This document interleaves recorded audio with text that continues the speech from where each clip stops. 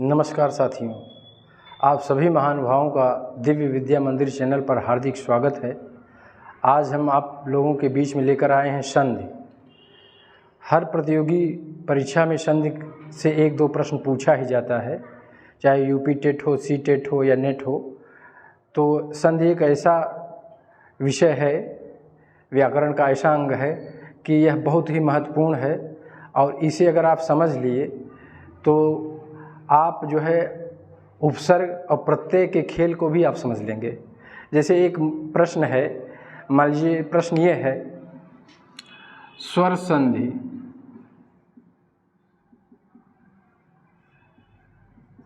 में सजातीय संधि है। स्वर संधि में सजातीय संधि है। ऑप्शन दे दिया है, यण संधि,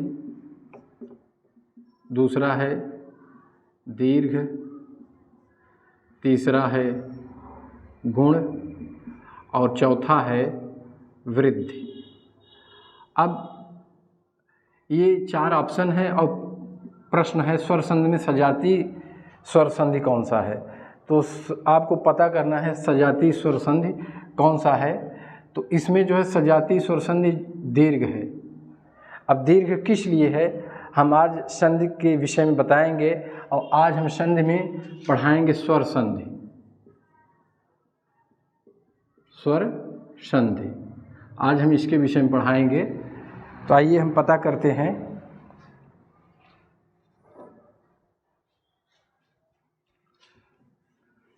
देखिए, संधि के विषय में जान लीजिए। ये वर्ण और वर्ण जब आपस में मिलते हैं तो क्या होता है, संधि। इसको अगर आप चाहें तो ऐसे भी लिख सकते हैं, दो वर्णों के मेल से जो विकार पैदा होता है, विकार माने परिवर्तन, विकार पैदा होता है, उसी का नाम क्या है, उसी का नाम संधि है। तो आपस में जब दो वर्ण मिलते हैं, दो वर्णों का योग होता है और उससे जो शब्द में परिवर्तन आता है तो उसी को हम संधि कहते हैं। अगर इसके भेद के विषय में बात करें तो ये स्वर संधि, व्यंजन संधि और विसर्ग संधि, ये तीन भेद हैं।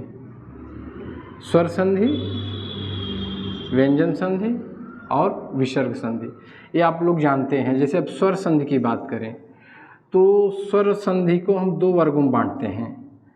वैसे तो स्वर संधि के 5 भेद हैं, लेकिन इसे हम 2 वर्गों में बांटते हैं। एक है सजातीय,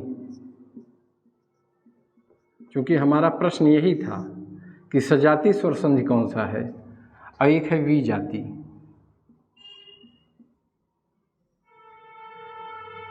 तो जो सजातीय स्वर संधि है उसमें मात्र एक स्वर संधि आएगा, उसका नाम है दीर्घ। और विजातीय में गुण आएगा, गुण स्वर संधि, वृद्धि, उसके बाद यण है और पांचवा है अयादि। अब देखिए, संधि को, स्वर संधि को पढ़ाने से पहले हम थोड़ा आपको सजातीय और विजातीय के विषय में बता दें। ये हम पिछले वर्णमाला में, जब वर्णमाला पढ़ा रहे थे पिछले वीडियो में, तो उसमें हम जो इसका विस्तार से चर्चा किए थे। तो सजातीय स्वर संधि उसे कहते हैं जो सजातीय स्वर होते हैं वो एक जात के होते हैं, एक वर्ग के होते हैं। और जो विजातीय होते हैं ये भिन्न भिन्न स्वर होते हैं और अलग अलग वर्ग के होते हैं। जैसे सजातीय में आएगा अ और अ, जब आपस में मिलेंगे तो ये सजातीय है। लेकिन मान लीजिए अ के साथ ई मिल रहा है या अ के साथ अगर उ मिल रहा है, तब ये क्या हो जाएगा, ये विजातीय, माने ये उस जात का नहीं है, अलग अलग जात का ईश्वर है। तो ये अंतर है सजातीय और विजातीय का। तो देखिए, आज हमारा है स्वर संधि पढ़ाने का टॉपिक। तो इसमें जो है दीर्घ संधि है, सजाती में आएगा।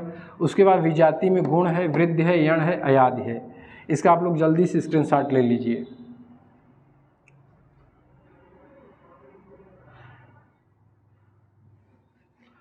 देखिए अब पहला हम पढ़ाएंगे दीर्घ संधि। पहला हम पढ़ाएंगे दीर्घ संधि। पहला है दीर्घ संधि। दीर्घ संधि के विषय में जान लीजिए। जब ह्रस्व या दीर्घ, ये क्या है, सजाती स्वर मिलते हैं तो जो विकार पैदा होता है उसी का नाम क्या है, दीर्घ। जैसे अ और आ के बाद अगर अ या आ आए तो इसका क्या होगा, आ, यही है दीर्घ। ई या बड़ी ई के बाद छोटी ई या बड़ी ई आता है तो ये दोनों जब आपस में मिलेंगे तो बड़ी ई हो जाएगा, ये दीर्घ है। छोटा ऊ और बड़ा ऊ के बाद अगर छोटा ऊ या बड़ा ऊ आपस में मिलते हैं तो बड़ा ऊ होता है।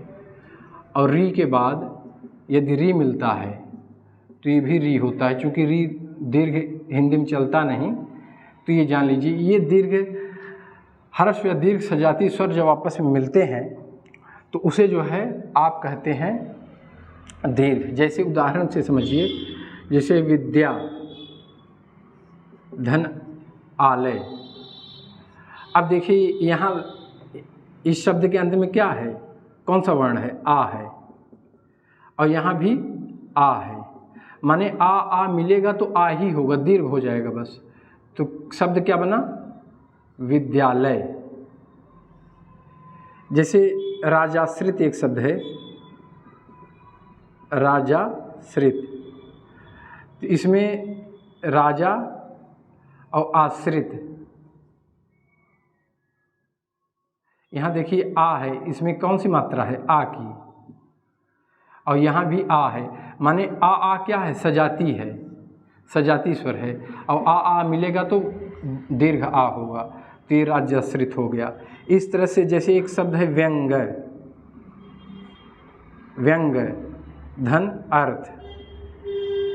अब देखिए यहाँ इसके अंत में क्या है, अ है, और यहाँ पहले से अ है, अ मिलेगा तो क्या होगा, अ मिलेगा तो आ होगा, तो क्या बन जाएगा शब्द, व्यंगार्थ है।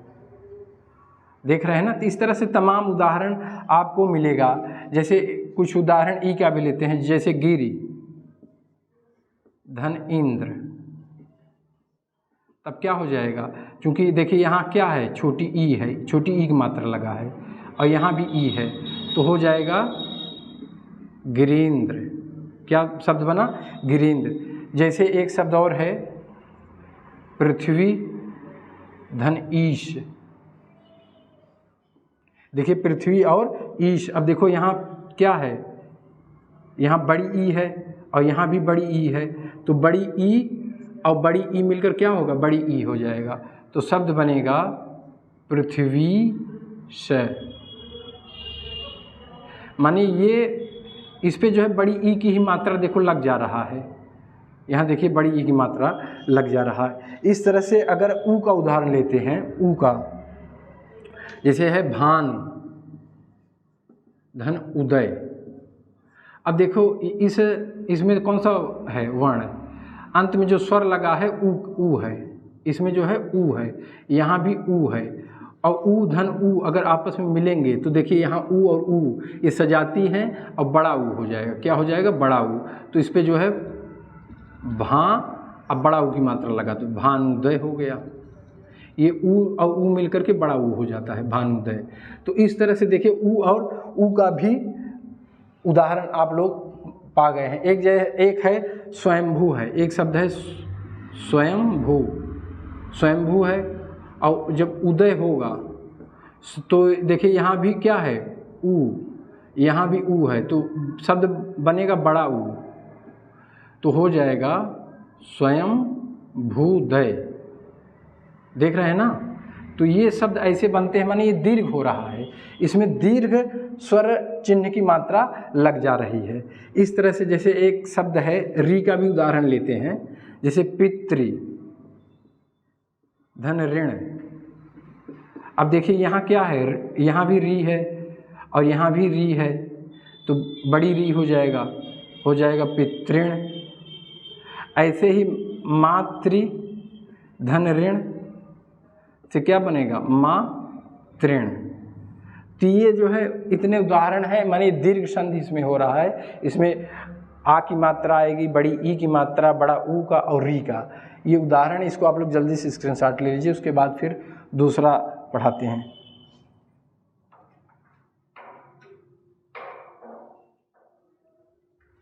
अब देखिए दूसरा है गुण संधि। दूसरा क्या है, गुण संधि। अब ये विजाति में आएगा, ये सजाति नहीं है, ये जो है विजाति में आएगा। दूसरा है गुण संधि। गुण संधि का ये है कि यदि अ और आ के बाद ई या बड़ी ई आता है तो उसका ए हो जाता है। अ या आ के बाद ऊ या बड़ा ऊ आता है तो उसका ओ हो जाता है। और अ या आ के बाद अगर री आता है, री, तो उसका क्या हो जाता है, अर हो जाता है। ये जो है गुण संधि का फार्मूला है। ये किसका फार्मूला है, गुण संधि का। अब इसको हम आइए उदाहरण से समझते हैं। जैसे देव, देवधन इंद्र। अब देखिए यहाँ क्या है, यहाँ अंत में अ है, व में अ मिला हुआ है, और यहाँ क्या है ई। तो अ ई, अ और ई संयोग करेंगे तो क्या बनेगा, ए बनेगा। तो शब्द बना देवेंद्र। ठीक। जैसे एक शब्द है भूप धन इंद्र। अब सेम वही है, यहाँ अ है, यहाँ ई है, अ और ई मिलेगा तो ए बनेगा भूपेंद्र। देख रहे हैं। तो इस तरह से ऐसे तमाम शब्द बनेंगे। जैसे महाधन इंद्र, महाधन इंद्र से क्या बन जाएगा, महेंद्र बन जाएगा। और चंद्रधन उदय, ऊ का उदाहरण लेते हैं। चंद्रधन उदय, ये उदय है। तो यहाँ देखिए अ है, अ के बाद क्या आया, ऊ। यदि अ या आ के बाद ऊ आए तो उसका क्या हो जा रहा है, ओ हो जा रहा है। तो हो जाएगा शब्द चंद्रोदय, माने ओ की मात्रा लग जा रही है। तो जैसे ऐसे ही एक उदाहरण और है, जैसे महाधन उत्सव। ये क्या है, यहाँ देखिए आ की मात्रा है और यहाँ ऊ है। आ और ऊ जब संयोग करेंगे तो ओ बनेगा महोत्सव। कौन सा शब्द बना, महोत्सव। ये सब गुण संधि के उदाहरण हैं। इसी तरह से जैसे इसका भी ले लीजिए, जैसे देवधन ऋषि, देवधन ऋषि। अब देखिए यहाँ क्या है, देव, यहाँ अ है, यहाँ री है, तो बनेगा अर। अर माने ये र ऊपर चला जाएगा, इसे उड़ंतुआ र कहते हैं, उड़ के ऊपर चला जाता है। तो ये हो जाएगा देवर्षि, देवर्षि। ये क्या बना, ये देखिए ऊपर चला गया है, ये है देवर्षि। ऐसे महाधन ऋषि, महाधन ऋषि, महर्षि है तो महर्षि हो जाएगा। यहाँ देखिए आ है और आ के बाद अगर री आ गया तो अर हो जाएगा, महर्षि हो गया। तो ये उदाहरण जो है गुण संधि का, इसका आप लोग जल्दी से स्क्रीनशॉट ले लीजिए।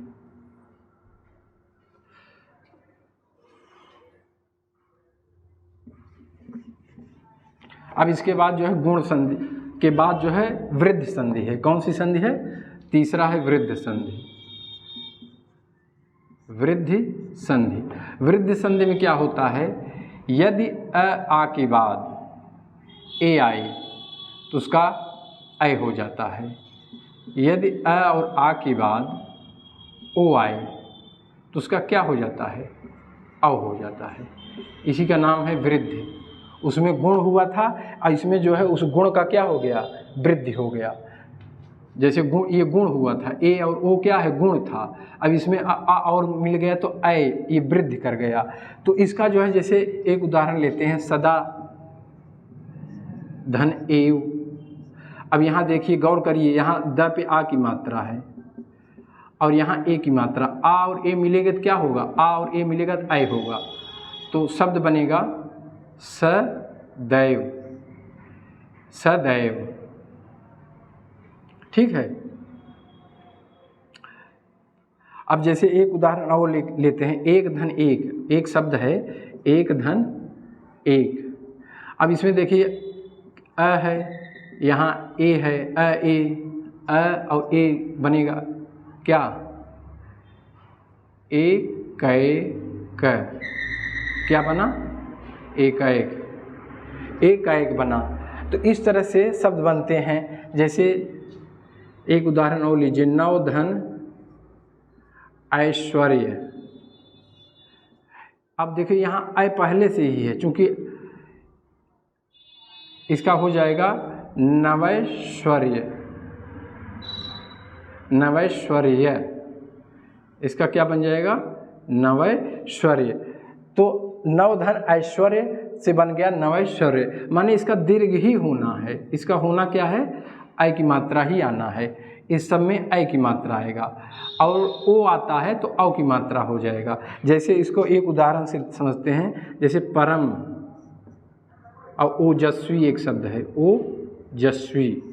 अब यहाँ देखिए अ है और यहाँ ओ है, अ और ओ मिलेगा तो औ होगा, ये औ की मात्रा हम लगाए हैं, तो बन जाएगा परमौ जस्वी। उसके बाद जो शब्द बनते हैं उतार लो, परमो जस्वी।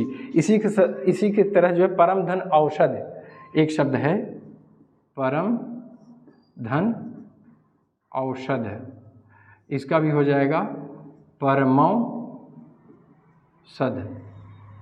क्या हो जाएगा, परमौषध। इसका भी आप लोग जल्दी से स्क्रीनशॉट ले लीजिए। ये जो है वृद्ध संधि का उदाहरण है। इसके बाद हम बताते हैं यण संधि।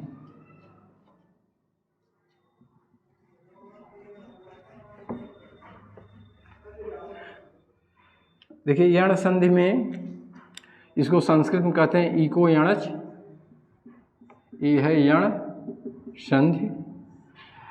अब देखिए यण संधि में होता क्या है कि ई और बड़ी ई के बाद, या ऊ और ऊ के बाद, या री के बाद, री के बाद क्या आ जाता है, कोई भिन्न स्वर आ जाता है, भिन्न स्वर। तो जानते हो क्या हो जाएगा, ई का यह हो जाएगा, ऊ का वह हो जाएगा, और री का क्या हो जाएगा, री का आधा र हो जाएगा। री का क्या हो जाएगा, आधा र। ये देखिए, हम इसके पहले हम आपको बता चुके थे, ये फार्मूला है कि इसीलिए यह और वह को अर्धस्वर कहा जाता है। अर्धस्वर यह और वह को कहा जाता है। इसके पहले हम वर्णमाला में बता चुके हैं, यह वह को अर्धस्वर, चूंकि यह वह तो व्यंजन है लेकिन इसे अर्धस्वर की श्रेणी में रखा गया है, तो उसका सबसे बड़ा कारण यही था, यह यण संधि। इस यण संधि के नाते यह और वह को अर्धस्वर में रखा गया, क्योंकि ई जब भिन्न स्वर से संयोग करता है, योग करता है, तो यह बनता है, ऊ संयोग करता है भिन्न स्वर से, वह बनता है, री का आधा र बनता है। अब जैसे उदाहरण से समझते हैं, एक उदाहरण है यदि धन अपि। अब देखिए यहाँ जो है छोटी ई की मात्रा है, तो यहाँ क्या है, ई है और यहाँ अ है, माने ई के बाद अगर भिन्न स्वर, देखो ई के बाद क्या आ रहा है, भिन्न स्वर, तो क्या होगा, यह होगा, तो हो जाएगा यद्यपि। क्या हो जाएगा, यद्यपि। यही बना। देखिए ई और अ मिलके क्या बन गए, यह बन गए।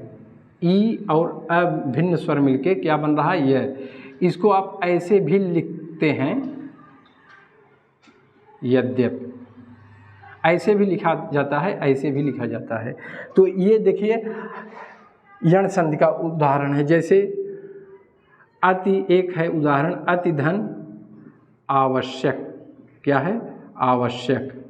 तो इससे जो शब्द बनेगा, अब देखो यहाँ क्या है ई, यहाँ आ है, ई के बाद एक भिन्न स्वर आया, फिर यह बनेगा। तो ई जब इसमें से अगर देखिए यहाँ मैं इसको थोड़ा तोड़ के बता रहा हूँ, अति को अगर तोड़ेंगे तो अ धन आधा त धन ई है, ये है अति, ये क्या है अति।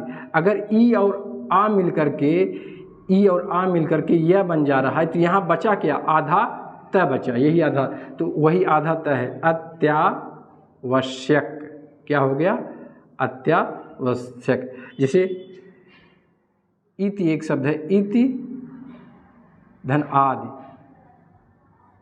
अब देखो वही स्थिति सेम है, यहाँ आधा त के बाद ई लगा है तो हो जाएगा इत्यादि, यहाँ फिर आधा क्या हो गया इत्यादि। तो ये जो है यण संधि का उदाहरण है। इसी तरह से एक लेते हैं अनुधन अय। अब देखो यहाँ ऊ आ गया, ऊ के बाद अ आया है, माने ऊ के बाद ये अ क्या है भिन्न स्वर है, तो इसका क्या होना है वह होना है, तो बनेगा अन्वय। क्या बन गया देखिए अन्वय बन गया। ये अन्वय माने ऊ का क्या हो जा रहा है वह हो जा रहा है। तो इस तरह से तमाम उदाहरण हैं। जैसे एक उदाहरण और लीजिए, मधु धन आलय, मधुधन आलय। अब देखो यहाँ क्या है, यहाँ ऊ है, ऊ के बाद यहाँ ऊ है, ऊ के बाद क्या आ रहा है आ, इसका ऊ का क्या होता है ऊ का जो है वह हो जाता है। तो देखिए बन गया शब्द मध्वालय। इस तरह से बहुत सारे उदाहरण आपको मिलेंगे, तो इसे आप जानिए। और जैसे इसका भी उदाहरण ले लीजिए, इसका उदाहरण ले लीजिए, जैसे पितृ धन आदेश। अब देखो यहाँ री है, यहाँ क्या है री है, उसके बाद यहाँ आ है, तो री के बाद देखिए यहाँ भिन्न स्वर आ गया आ, तो इसका र होगा, इसका क्या हो जाएगा र। तो पित्रा देश, ये क्या शब्द बना पित्रा देश। इसी तरह से मातृधन, मातृधन आज्ञा, मातृ धन आज्ञा एक शब्द है। अब इसमें भी यही यण संधि है, क्योंकि री के बाद एक भिन्न स्वर आ रहा है, तो क्या होगा आधा र आएगा, मात्रा ज्ञा शब्द बना, आधा त में आधा र मिला मात्रा ज्ञा, और ये आ जो है आ यहाँ चिन्ह लग जाएगा और शब्द बना मात्रा ज्ञा। इसी तरह से जैसे पितृधन इच्छा। अब देखिए पितृ री, उसके बाद भिन्न स्वर का आ रहा है ई, अब री और ई मिलके क्या बनेगा आधा र, पितृच्छा। क्या बनेगा पितृधन इच्छा। अब देखिए बन रहा है पितृच्छा, ये शब्द बनेगा पितृच्छा। इस तरह से इसको भी आप लोग नोट कर लीजिए। अब अंतिम है यण संधि, अंतिम है यण संधि।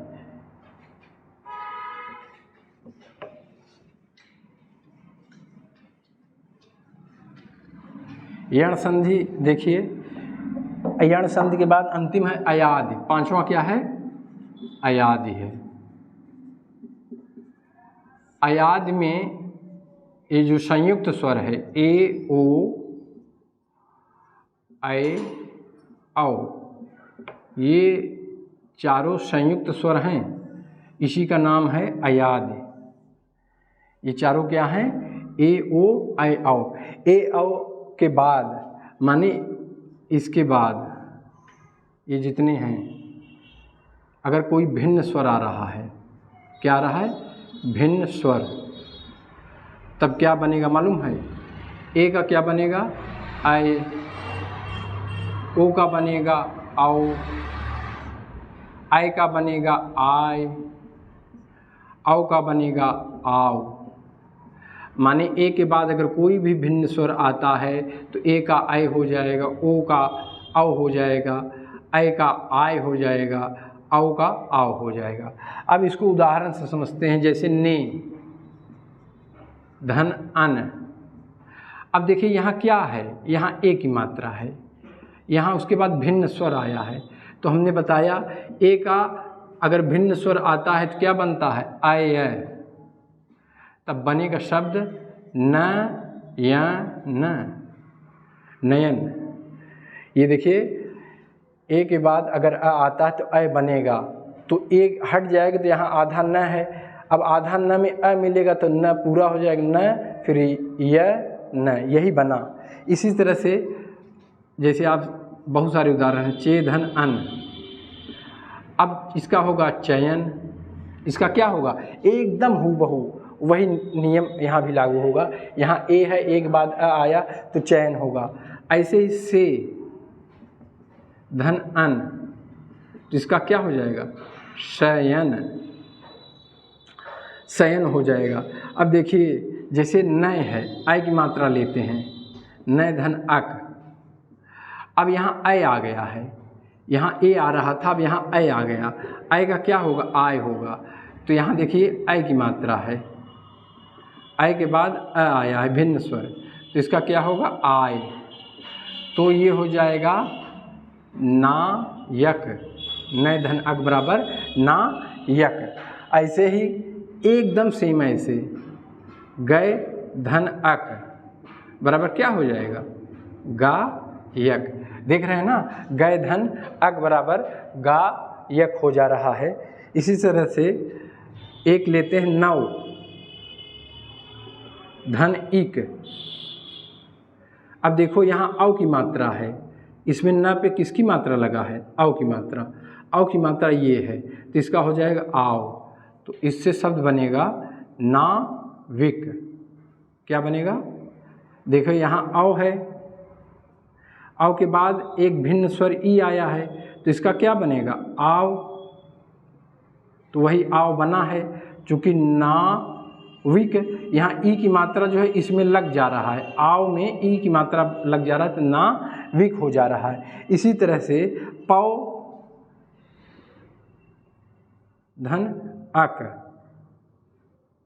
यहाँ देखो फिर औ है तो यहाँ आओ होगा, यही आओ आएगा तो क्या हो जाएगा, पावक।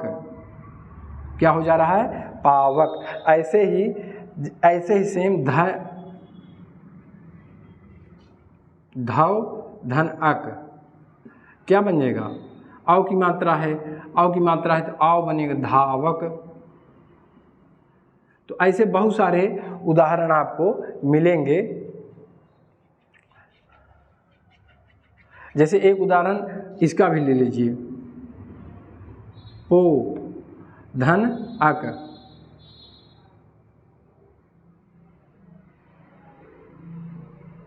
अक।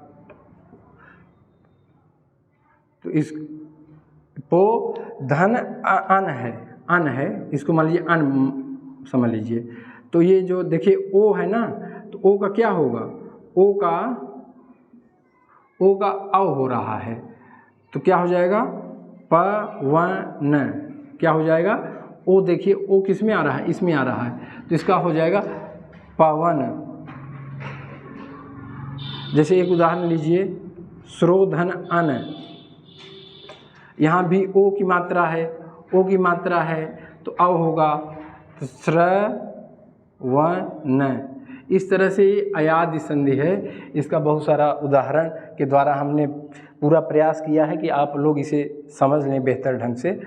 तो इसका एक मैं थोड़ा सा ट्रिक भी बता दे रहा हूँ। देखिए जैसे स्वर 11 हैं, स्वर की संख्या कितनी है, 11। अ है, ई है, ऊ है, री है, फिर आ है, फिर बड़ी ई है, फिर बड़ा ऊ है, फिर ए है, फिर ओ है, फिर अय है, फिर औ है। यही 11 स्वर है। तो इसमें आप गौर करिए, जो इसका नाम क्या है, इसका नाम है दीर्घ। मतलब कि जिस शब्द में बड़ा आ की मात्रा, बड़ी ई या बड़ा ऊ आए तो किसकी तरफ इशारा कर रहा है, दीर्घ की तरफ इशारा कर रहा है। क्योंकि इसमें री भी आएगा, री का बड़ा री तो होता नहीं, ऐसे ही लिखा जाता है हिंदी में। उसके बाद ए ओ है। ए ओ अगर जिस शब्द में लगा है, जैसे महेश, महोत्सव, तो ओ जो है गुण संधि का उदाहरण हो जाता है। ए ओ की मात्रा जैसे जिस शब्द में आप देखें उसे गुण संधि लगाएं। अय औ की मात्रा जिस शब्द में आप देखें वो समझ लीजिए वृद्धि की तरफ इशारा कर रहा है। ठीक है। और उसके बाद समझ लीजिए ये ई, ऊ और री। ई का यह होता है, ऊ का वह होता है और री का आधार र हो जाता है। ये किसकी तरफ इशारा कर रहा है, यण की तरफ, यण संधि की तरफ। क्योंकि ई के बाद कोई भिन्न स्वर आएगा तो यह होगा, ऊ के बाद कोई भिन्न स्वर आएगा तो। अब देखो ये किसकी तरफ इशारा कर रहा है, ये है अयादि। अयादि को हमने अभी पढ़ाया, ए का भिन्न स्वर आएगा तो ए का क्या हो जाएगा, अय हो जाएगा, ओ का औ हो जाएगा, अय का आय हो जाएगा, औ का आव हो जाएगा। और वैसे भी अगर आप देखिए बहुत ज़्यादा दिमाग लगाने की आवश्यकता नहीं है। ए, अय, अय, औ, औ, आय, आय, आओ, आओ, ये माने एक तरह से मिलता जुलता है, ये मिलता जुलता है। इस तरह से देखिए इसी 11 स्वर में हमने पूरा जो है पांचों स्वर संधि हमने बता दिया कि अगर ये बड़ा किसी शब्द में आ की मात्रा है, बड़ी ई की मात्रा है, बड़ा ऊ की मात्रा है, तो आपका दिमाग जो है दीर्घ संधि पे जाना चाहिए। ए ओ की मात्रा लगा हुआ है तो गुण संधि, अय औ की मात्रा है वृद्ध संधि, और ई से यह, ऊ से वह और री से र बन रहा है तो यण संधि, और ए ओ अय औ जो संयुक्त स्वर है उससे अय औ आय आव बन रहा है तो ये अयादि संधि का उदाहरण है। इस तरह से हमने पूरा प्रयास किया है कि वीडियो आपको पसंद आए, आपके समझ में आए, और यदि हमने पूरा जो है ट्रिक बता दिया है कि शब्द को देखते ही कैसे आपका दिमाग जो है कौन सा संधि है, कौन सा स्वर संधि है, उसकी तरफ आपका दिमाग फोकस हो, तो इसका ट्रिक हमने ये पूरा विधिवत समझाया है। हमें लगता है, उम्मीद करते हैं कि ये वीडियो हमारा आप लोगों को पसंद आया होगा, और यदि ये पसंद है तो आप लोग अपना आशीर्वाद, भरपूर आशीर्वाद और स्नेह दीजिए, ताकि हमारा जो मेहनत है, हमारे सब्सक्राइब बढ़ें और हमें उत्साहवर्धन हो, और हम आगे इसी तरह से निरंतर हिंदी की सेवा करते रहें। जय हिंद।